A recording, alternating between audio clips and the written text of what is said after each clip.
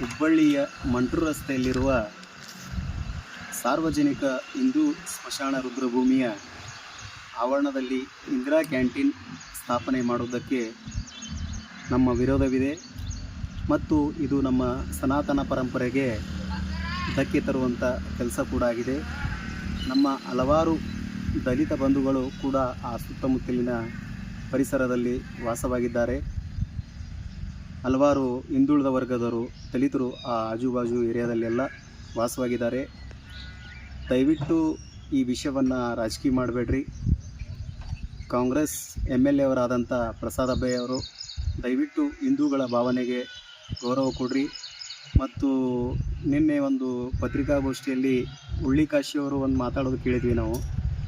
ದಯವಿಟ್ಟು ಇದನ್ನು ರಾಜಕೀಯ ಮಾಡಬೇಡ್ರಿ. ನಮ್ಮ ಪರಂಪರೆಗೆ ಧಕ್ಕೆ ಬರುವಂಥ ಕೆಲಸ ಇದೆ. ಆ ಇಂದಿರಾ ಕ್ಯಾಂಟೀನನ್ನು ಅನ್ಯ ಜಾಗದಲ್ಲಿ ಮಾಡಿರಿ ಎಲ್ಲಾದರೂ. ಇಲ್ಲಾಂದರೆ ಹೋಗಿ ಅದೇ ಮುಸ್ಲಿಮರ ಗುರಿ ಇರುವ ಜಾಗದಲ್ಲಿ ಆ ಇಂದಿರಾ ಕ್ಯಾಂಟೀನ್ ಕಟ್ಟಲು ನಿಮ್ಮ ಕಾಂಗ್ರೆಸ್ ಸರ್ಕಾರ ಕೈಯಿಂದ ಸಾಧ್ಯ ಇದೆ ಅಂತ ನಾವು ಈ ಸಮಯದೊಳಗೆ ಪ್ರಶ್ನೆ ಮಾಡಬೇಕಾಗತ್ತೆ. ಯಾಕಂದರೆ ನೀವು ಓಲೈಕೆ ರಾಜಕಾರಣ ಮಾಡೋದಕ್ಕೆ ಹೋಗಿ ನಮ್ಮ ಭಾವನೆಗೆ ಧಕ್ಕೆ ತರಬೇಡ್ರಿ.